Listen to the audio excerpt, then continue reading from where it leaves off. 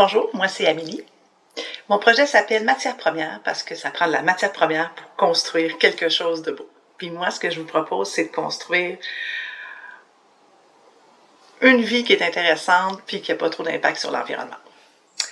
Dans ce cas-ci, la matière première, c'est ce que vous avez déjà dans votre maison, ce que vous êtes déjà, ce que vous avez comme bagage de vie. C'est ça, votre matière première. Aujourd'hui, je vais parler de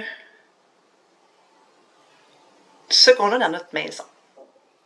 Dans le fond, l'astuce la meilleure pour faire attention à l'environnement, on n'en parle pas tant parce qu'il n'y a rien à vendre. Puis c'est pas payant pour les compagnies, donc c'est pas quelque chose qu'on entend parler tant que ça, mais qui est d'une simplicité. C'est utiliser ce que vous avez déjà.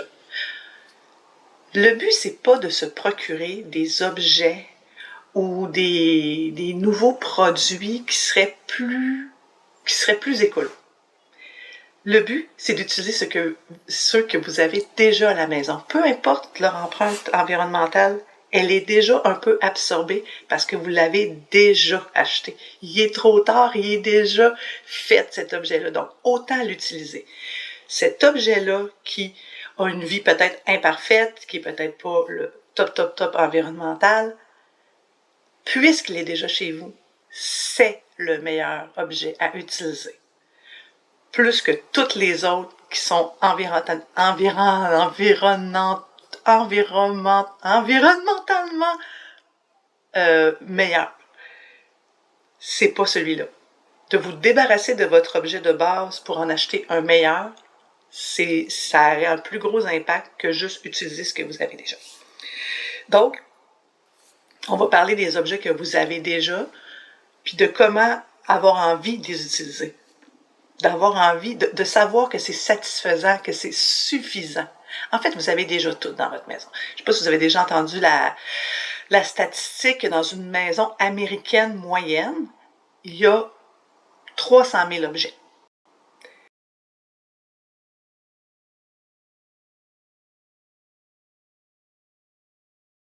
Bon, peut-être qu'ici, on en a un peu moins parce on consomme peut-être de façon différente. J'ai pas la statistique, mais ça donne une bonne idée en Amérique du Nord, dans une maison, il y a environ 300 000 objets. Donc, ces 300 000 objets-là, ils ont chacun déjà une empreinte environnementale importante. Bien, autant les utiliser jusqu'à la fin de leur vie, avant de se procurer autre chose, qui sera à ce moment-là probablement une meilleure alternative environnementale, je veux dire. Mais en attendant, ceux que vous avez déjà à la maison, utilisez-les. Peu importe s'ils vous semblent moins bons que d'autres choses que vous avez entendu parler. Le meilleur objet, le meilleur objet là, environnemental, c'est toujours l'objet qu'on n'achète pas. C'est celui qu'on ne crée pas. C'est celui qu'on prélève rien dans la nature pour le créer. C'est celui qu'on n'utilise pas d'énergie ou d'électricité pour le créer. C'est celui qui est déjà chez vous, qui a déjà une histoire de vie derrière lui, puis qui veut continuer à vivre sa vie à vos côtés. Avoir une vie qui a du sens là, du côté environnemental, c'est pas nécessairement consommer autrement, c'est consommer moins. C'est ça qui va faire toute la différence. C'est le fait qu'en consommant moins, on va moins aller chercher de ressources avant, qui peut être polluante, qui détruit le territoire, qui pollue. C'est celui qu'on ne créera pas. Puis pour qu'il soit pas créé, il faut pas qu'on demande. Il faut pas qu'il y ait de demande du consommateur. Donc, nous, notre partie, c'est de changer un peu les choses puis de rendre normal le fait de juste utiliser les objets qu'on a à la maison. Tu sais, c'est pas la grosse révolution là, spectaculaire, là, mais si les gens achetaient moins parce qu'ils utilisent qu'est-ce qu'ils ont à la maison, ben déjà une partie du problème qui serait réglée. C'est parce qu'on nous envoie tout le temps, vous devez acheter de la nouveauté, vous devez acheter de nouveaux modèles. Déjà, il y a l'obsolescence programmée qui fait que nos produits durent pas, qui sont pas réparables. Mais si je vais juste dire, moi cette année, ben ma garde-robe, je la trouve correcte. Tu sais, les morceaux qu'il y a dedans me font bien, je suis confortable, ça me donne le style que j'aime. J'en ai pour les occasions dont j'ai besoin. Je viens de voir un monarque passer dans la fenêtre. J'ai pas besoin de vêtements. Peut-être que cette année, je pourrais faire le défi de ne pas m'acheter de vêtements. Puis voir l'année prochaine, j'étais-tu malheureuse parce que j'en ai pas acheté de nouveau? Non, parce que ce que j'avais à la maison, c'était suffisant. Ils sont rares les gens là, qui se retrouvent devant rien. Là. Il faut vivre une catastrophe pour que ça arrive, genre un incendie. Mais dans la vie de tous les jours, on se retrouve pas tout nu. On a un toit, on est en sécurité, on mange, même qu'on choisit ce qu'on mange tout le temps, tu sais, c'est pas, on n'est pas mal pris, là. On peut utiliser ce qu'on a à la maison. Moi, j'ai fait un défi il y a quelques années, 3 ans peut-être, de porter la même robe pendant 100 jours au début, mais finalement, j'ai décidé d'allonger à 365 jours. Donc, je l'ai porté 365 jours de fil, la même robe tous les jours. Le but, c'était de me faire prendre des conscience de certains trucs par rapport à la consommation, à comment les gens nous regardent quand on porte la même chose, comment moi je me sens en portant toujours la même chose. Bon, je portais pas toujours la même chose parce que je l'agençais toujours différemment avec autre chose. C'était une robe noire simple, puis je mettais des choses par-dessous. J'ai rien acheté, là. J'ai utilisé ce que j'avais à la maison pour l'agencer. Mais tous les jours, c'était ça. Je m'en suis pas mal sortie. J'ai pas eu de peine. J'ai pas eu de tristesse. J'ai pas eu d'emmerdement. J'ai pas eu d'inconfort. J'ai certainement pas eu de douleur. J'étais habillée tous les jours, d'une façon qui me convenait, que je trouvais cute, que j'ai essayé des affaires. Puis j'ai fait plein de prises de conscience par rapport à notre consommation puis à la façon dont on perçoit le besoin qu'on nous dit qu'on doit avoir. On doit acheter une robe pour Noël. On doit avoir une nouvelle robe pour Noël. Pourquoi? Les gens avec qui je suis, est-ce qu'ils l'ont déjà vu? Ben, déjà, ça serait pas grave qu'ils l'aient déjà vu. Mais s'ils l'ont jamais vu, il n'y a aucune raison que j'en ai une autre parce que c'est la première fois que je la porte avec eux.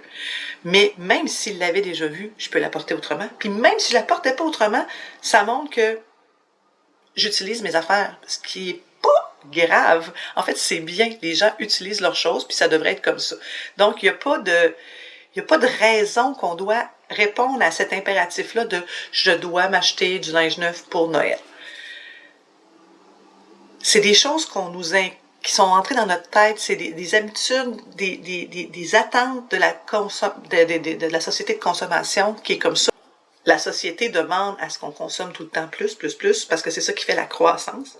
Mais vous avez sûrement entendu la phrase suivante qui est de « on ne peut pas soutenir une croissance infinie dans un monde qui finit. » Fini dans le sens où les ressources, elles sont ce qu'elles sont, on peut pas les multiplier. La Terre, c'est ça, là. On peut pas aller, quand il y en a plus, là, de nos ressources, on peut pas aller en chercher ailleurs, là. Tu sais, ben beau dire on va aller sur Mars, là. Mais là, pour le moment, là, on a juste qu'est-ce qu'on a. Donc, toujours vouloir la croissance, vendre plus, puis pas plus, un peu, toujours plus. Pas un de plus tout le temps. Multiplier. Oh, ça fait comme une courbe là, qui commence doucement, puis à un moment donné, floup, ça monte, puis là, c'est quasiment droit, puis ça se multiplie. On peut pas répondre à ça avec ce qu'on a de base sur la Terre. C'est impossible avec nos ressources. Mais aussi, pourquoi on voudrait ça? Pourquoi on voudrait avoir 8 fois plus? Seriez-vous plus heureux si vous aviez 8 fois plus? Dans les années 70, les gens avaient un mode de vie qui correspond à 2 fois moins que ce qu'on a aujourd'hui. Donc, aujourd'hui, on consomme 2 fois plus. On a 2 fois plus d'objets que dans les années 70. Les gens que vous connaissez qui vivaient dans les années 70, vous devriez leur demander, étais-tu malheureux quand tu vivais dans ces années-là? Pourquoi j'aurais été malheureux, tout ça? Ben oui, mais vous aviez 2 fois moins qu'aujourd'hui. Puis ils vont dire, ben, en même temps, on avait ce qu'on avait besoin. On n'était pas dans le manque, on n'était pas dans l'inconfort, on n'était certainement pas dans la douleur. On n'était pas dans la privation. On avait ce qu'on avait parce que c'était comme ça. Mais aujourd'hui, on a 2 fois plus de tout. Est-ce qu'on est 2 fois plus heureux? Je pense pas. Je pense qu'on est heureux pareil. C'est juste que maintenant, c'est rendu ça la norme. Donc, on continue à nourrir la machine pour que notre norme, on la soutienne, mais plus que ça, on voudrait qu'elle augmente encore. Dans les années 70, les maisons avaient en moyenne une voiture. Des fois, il n'y en avait même pas. Mais c'était ça, c'était une, puis c'était pour toute la famille. Ils n'étaient pas malheureux de ça. C'était comme ça. Aujourd'hui, ça prend une voiture par personne. c'est important, ça prend le nombre de personnes de la maison doit avoir chacun une voiture devant la maison. Mais il y a même des maisons où il y a plus de voitures que de personnes. Puis là, dernièrement, il y a un gars là, qui fait de la TV beaucoup en ce moment qui a genre 50 voitures. C'est d'une indécence, ça sert à rien, il peut pas les conduire toutes, sont plus ou moins toutes pareilles. Je comprends que c'est une collection, là, mais en fait, je comprends pas à quoi ça sert d'avoir une collection de voitures, à part prendre la place puis avoir utilisé énormément d'énergie là, pour les construire. Je veux dire, c'est quoi l'intérêt vrai, là, à part d'exposer là, qu'il peut se le permettre? Il y a des maisons où il y a plus de télé que de nombre d'habitants. Ça sert à quoi? Ça sert à quoi d'avoir plus... On peut pas écouter plus qu'une chose à la fois. Puis des fois, ça serait le fun qu'on soit avec quelqu'un quand on l'écoute, parce que le principe, c'est aussi qu'on est des familles et qu'on aime bien être avec quelqu'un. Mais là, tout est... Il y a des télés partout, il y a des télés dans... Il y en a plus que ce que mes yeux peuvent voir. C'est quoi l'intérêt de ça? Est-ce qu'on se la pose la question? Je dis pas que ceux qui sont comme ça sont pas corrects, mais est-ce qu'ils se sont vraiment posé la question ou ils ont juste fait comme « Hey, ben, il y a une vente de TV, j'en avais pas dans ma chambre, m'aller m'en chercher. » Je suis pas sûre qu'il y ait une grosse réflexion qui disait « J'ai un besoin, si j'en ai pas, je vais être mal. » Puis tout ça, il y a pas ça, c'est juste un coup de tête, une impulsion. Ah, ma tasse, j'ai toujours la même tasse. Toujours la même tasse, j'ai une tasse. J'en ai juste une. C'est une tasse faite par un artisan, je l'aime beaucoup. Elle correspond à ce que moi j'aime. Mes mains sont bien autour, il se réchauffe autour du café. Pour moi, elle est parfaite. Elle a été faite par un artisan au Québec, je l'ai reçue en cadeau pour la fête des mères, je l'adore, elle a vraiment une signification pour moi. Pourquoi j'aurais besoin d'acheter 12 tasses? On est combien chez nous? On est 3. Il y en a un qui ne boit jamais de liquide chaud. Je dirais qu'il y en a 2 qui ne boivent jamais de liquide chaud. Je peux avoir des amis qui viennent prendre un café à la maison. Mettons que j'ai 3 amis qui viennent prendre un café à la maison. Ça fait toujours bien rien que 4 tasses en tout avec moi. Ben 4, ça serait suffisant. Combien vous avez de tasses à la maison, sérieux? Avez-vous déjà remarqué qu'il y a toujours les tasses qui sont dans le fond, là, que vous prenez jamais parce qu'en fait, vous les aimez pas, puis que vous les prenez juste quand vous êtes mal pris? Pourquoi elles sont là, à la base? Pourquoi elles sont rentrées dans votre maison? OK. Achetez des tasses au Dollarama parce qu'il y a une petite blague dessus, ou il y a un petit message qui dit « Bon matin, darling ». C'est des choses qui sont un peu... Sur le coup, je fais comme « Ah, c'est mignon », puis je le prends, mais ça apporte rien de plus à ma vie. Ça la rend pas plus belle, ça la rend pas plus dynamique, ça la rend pas plus riche. En fait, j'ai besoin d'avoir une tasse c'est pas loin laver, là, on s'entend, qui me rend heureux. Cette tasse-là, ça peut être n'importe quelle tasse. Mais ça serait surprenant que ça serait la tasse du 25e anniversaire du garage chez Tiggy, par exemple. Tu sais, les tasses promo là, que tout le monde fait, là. Faites pas ça. Moi, à un moment donné, j'ai fait j'ai ramassé de la vaisselle, beaucoup, pour des nouveaux arrivants. Puis, j'avais demandé aux gens de ma communauté, j'ai besoin de vaisselle pour les installer.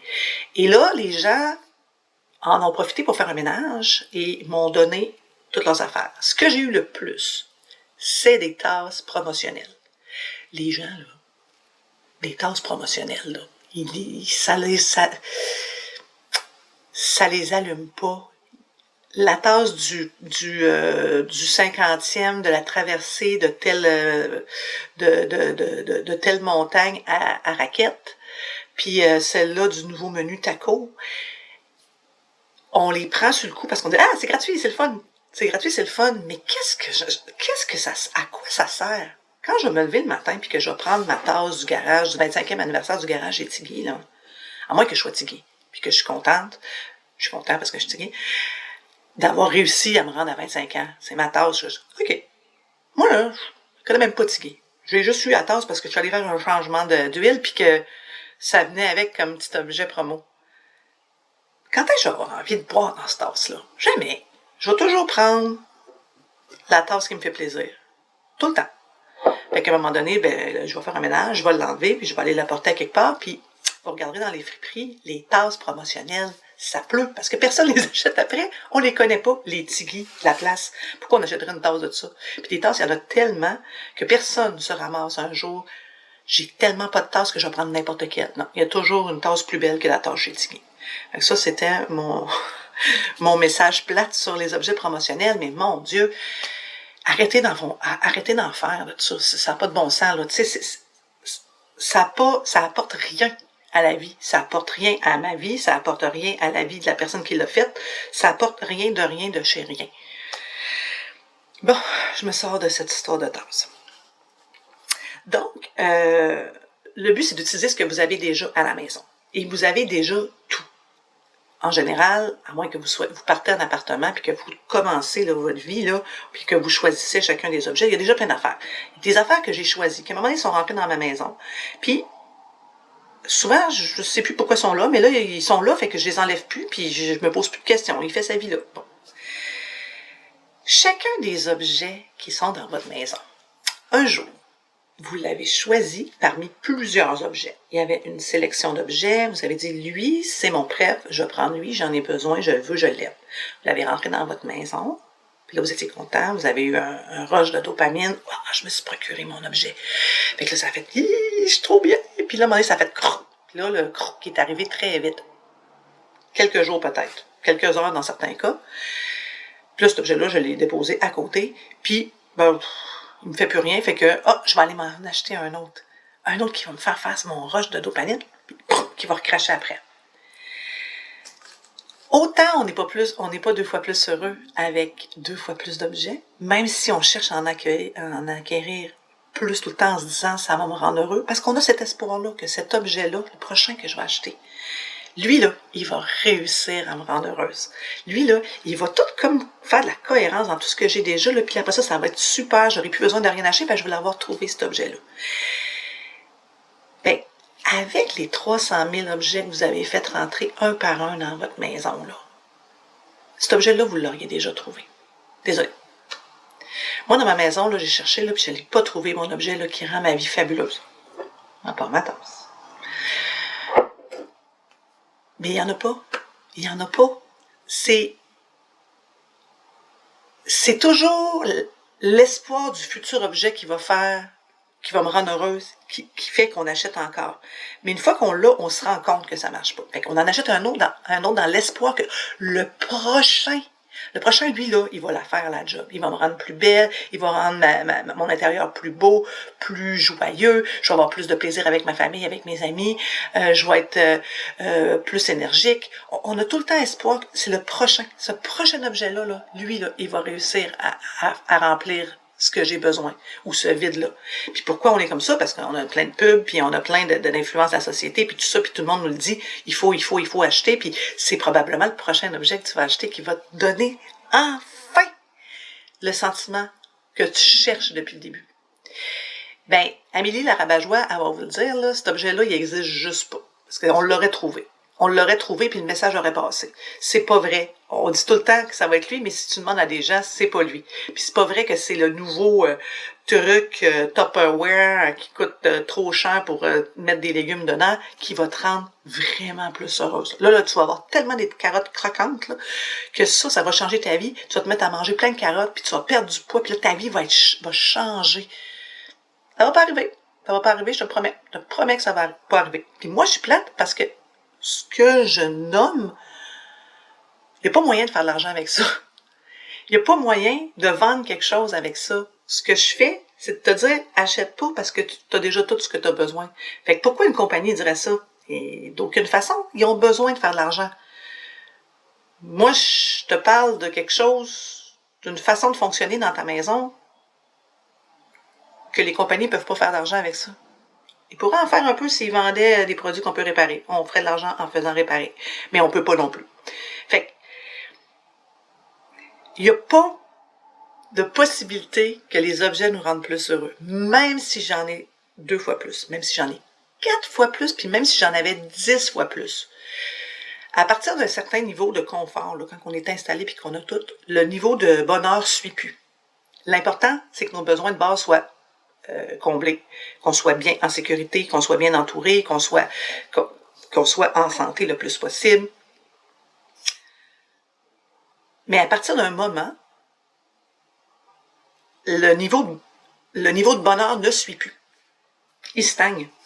Parce que c'est pas dans les objets qu'on va le trouver. Ça va être dans les expériences, dans les rencontres, dans ce qu'on va apprendre, dans les expériences de vie. C'est ça qui, à un moment donné, vraiment là, met de l'impact sur notre bonheur puis sur notre niveau de satisfaction par rapport à notre vie à nous.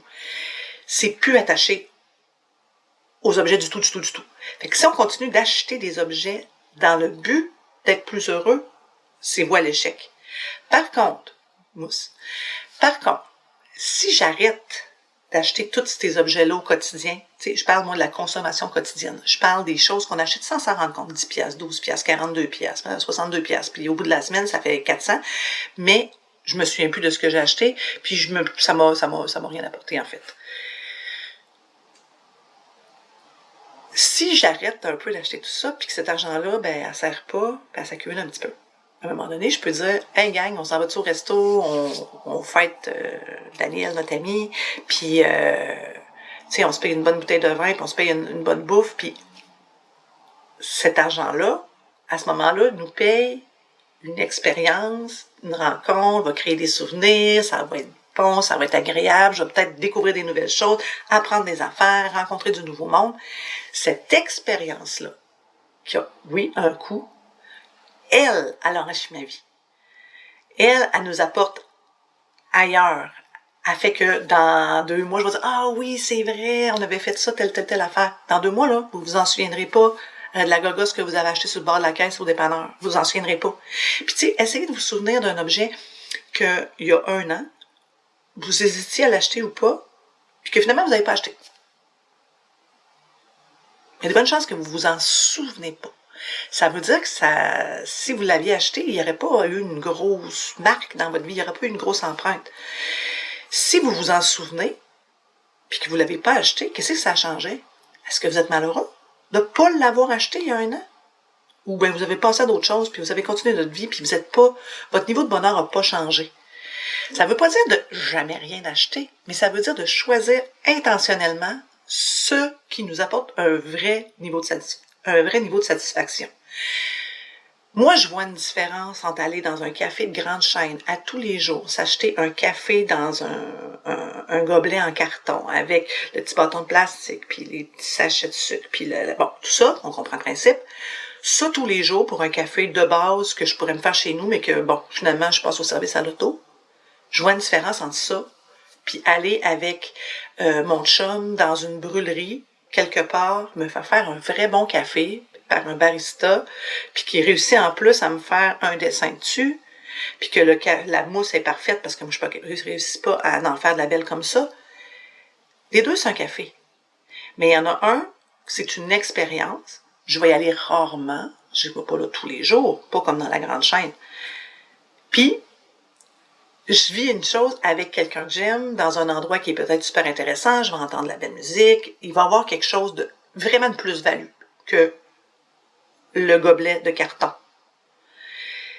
Puis c'est pas bien plus cher à aller à un qu'à l'autre, maintenant au prix que sont rendus les cafés. Donc c'est plus une histoire de prix rendu là, c'est juste une histoire de qu'est-ce qui pour moi m'apporte de la joie. Ben moi, aller au service à l'auto m'acheter un café de grande chaîne, je fais ça quand je fais de la route. Je fais 8 heures de route, puis je suis fatiguée, je suis brûlée, puis j'ai pas le temps d'arrêter dans le beau petit café parce que j'ai juste continué. Ça se trouve à être un objet de dépannage, là. Tu sais, c'est pas la fête, là. C'est genre, ça me maintient en vie. Puis si je suis un peu plus en forme, je vais rentrer faire pipi, puis je vais amener en plus ma tasse pour qu'il me le remplisse. Fait que j'essaie de rendre ça le moins pire possible pour l'environnement. Mais même si je l'achète en gobelet, ça reste que c'est une fois de temps en temps quand je fais de la grande route. C'est-à-dire pas tout le temps. Avoir une vie qui a du sens du côté environnemental, c'est consommer autrement, réfléchir autrement, puis être intentionnel. Ça veut dire, si je veux m'acheter un morceau de linge, c'est juste parce que je m'embête?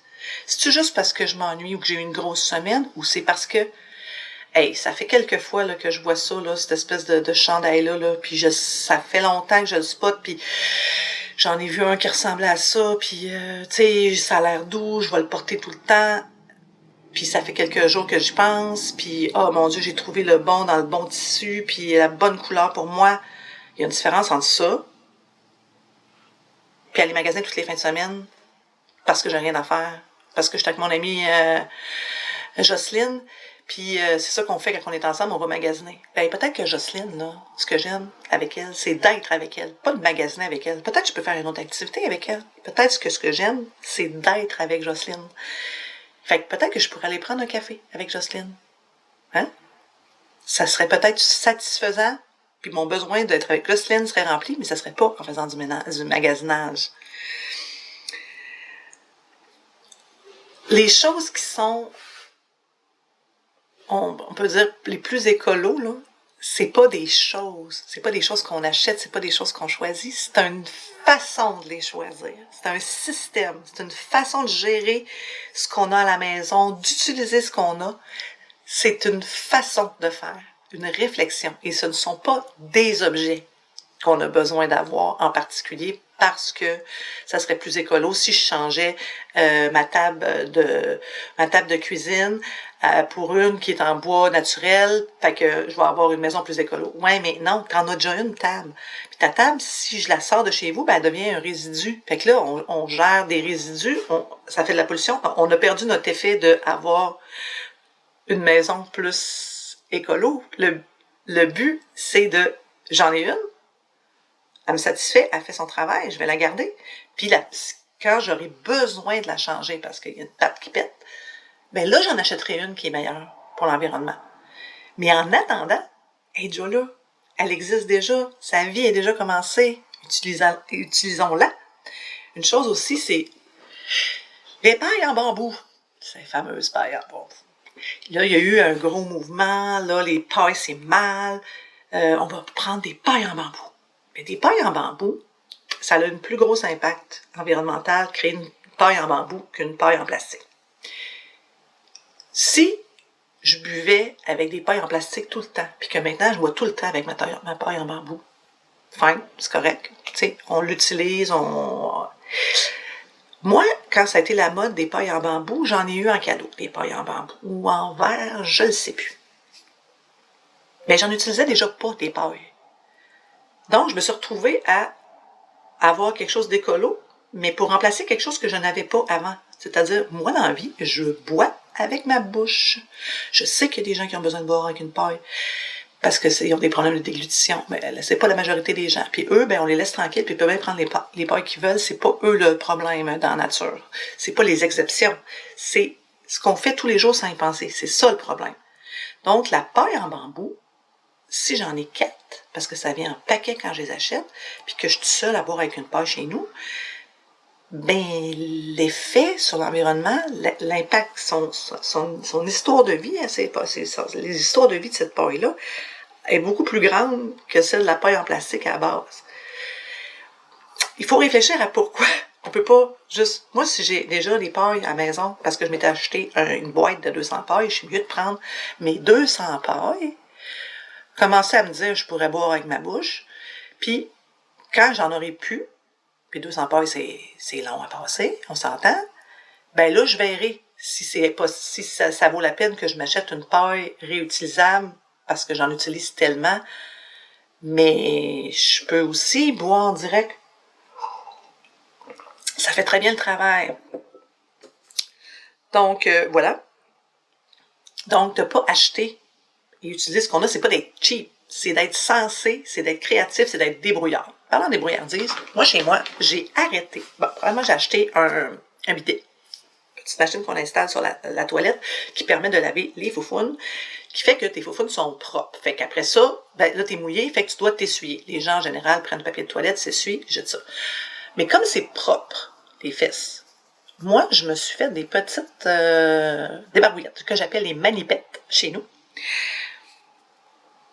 Petit format comme ça, j'en ai plein dans un panier dans ma salle de bain. Puis quand ils sont utilisés, je les mets dans une espèce de poubelle en métal. Puis quand je lave mes serviettes, je les mets dedans. Il n'y a rien de dégueu. puisque je viens de me laver avec le bidet, je suis propre, c'est comme si je sortais de la douche, donc elles sont propres. C'est sûr que si quelqu'un qui vient chez nous, il y a du papier de toilette pour cette personne-là, si elle ne veut pas utiliser mes manipettes, il n'y a aucun problème. Mais au bout de l'année, j'achète quoi? 2 paquets de papier de toilette. On est 3 ici. Donc, ça là, on peut les acheter. Il y a des gens qui en font, il y en a qui en vendent. Moi, j'ai pris des vieilles serviettes que j'avais ou que ma mère m'a donné, des vieilles serviettes pour faire des guenilles, puis j'ai dit, tiens, je vais les couper en petits carrés, toutes pareilles. Il y en a qui font des belles coutures sur le tour. Ça fait 5 ans que j'ai les miens. Je ne sais pas si on voit là, mais elles sont pas défaites. Donc, la petite couture autour est même pas nécessaire. C'est juste une paire de ciseaux. Puis, les laver. C'est tout. Ça, c'est mes manipettes. Donc, ça, on utilise ça toujours à la maison. C'est sûr que si je vais au travail et qu'il y a des papiers de toilette, je ne vais pas capoter parce que j'utilise du papier de toilette. Pas vérifier fou, là. Mais à la maison, on en utilise très peu. Même chose avec les essuie-tout. Ça fait longtemps. Essuie-tout, j'ai un petit bac à... C'est mes essuie-tout. Autre serviette que j'ai découpée. Pas la même grandeur. Parce que, hein? Comme ça. Comme ça, je sais qu'est-ce qui est un essuie-tout puis qu'est-ce qui est un manipette. Donc, ceux-là, je les roule, sont toujours à disposition dans la cuisine. Donc, on utilise toujours ça. Maintenant, on utilise du papier essuie-tout. Je ne sais même pas si j'en ai acheté dans les dernières années. Même chose avec les petits tampons démaquillants.